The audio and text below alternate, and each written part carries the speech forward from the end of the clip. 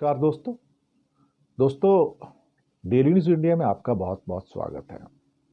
Mark Zuckerberg जो कि Meta के मालिक भी हैं, व्हाट्सएप के मालिक भी हैं, उनके कुछ वक्तव्यों ने परेशानियां बढ़ा दी। उनका कहना था कि कोविड ख़त्म होने के बाद जिन जिन देशों के अंदर चुनाव हुए हैं वहाँ पर जो भी रूलिंग पार्टी थी वो सारी की सारी हारी हैं।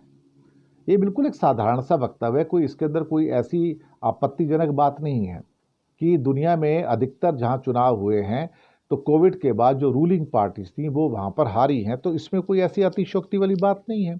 लेकिन पूरी की पूरी भारत सरकार मार्क जकरबर्ग के ऊपर टूट पड़ी है कि हम तो आपको संसदीय समिति के सामने बुलाएंगे और आपने झूठ कैसे बोला, आपने मिसगाइड कैसे किया।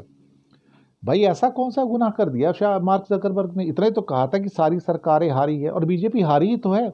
240 सीटें तो मिली, उसको मेजोरिटी तो नहीं मिली ना। दूसरों के साथ मिलकर सरकार बना ली अलग बात है, लेकिन बीजेपी तो हारी ना। लेकिन आपने भारत का अपमान किया है, आपने बीजेपी का अपमान किया है, आपने भारत को जो मैंडेट मिला है उसका अपमान किया है। हम आपको संसदीय समिति के सामने बुलाएंगे। आपने पूरी दुनिया के आगे भारत की गलत तस्वीर रखी है, आपने भारत का नाम बदनाम किया है। वो क्या कहते हैं ना कि touch me not, touch me not को आप समझते हैं ना कि मुझे मत छूना, मैं छुई मुई हूं, मुझे छुआ तो फिर कुछ हो जाएगा। बस वही बीजेपी की सरकार है, आग लग जाती है सर, आग लग जाती है। जकरबर्ग ने कैसे कह दिया है कि कोविड के बाद रूलिंग पार्टी चुनाव में हारी हैं? अगर हारी है तो वक्तव्य दे दिया, उस पर इतना रिएक्ट करने की जरूरत क्या है, इतना भड़कने की जरूरत क्या है उसके ऊपर? और ऐसे भड़क गए तो हम तो अब संसदीय समिति के सामने उसको पेश करने के लिए कहेंगे। ये बहुत बढ़िया।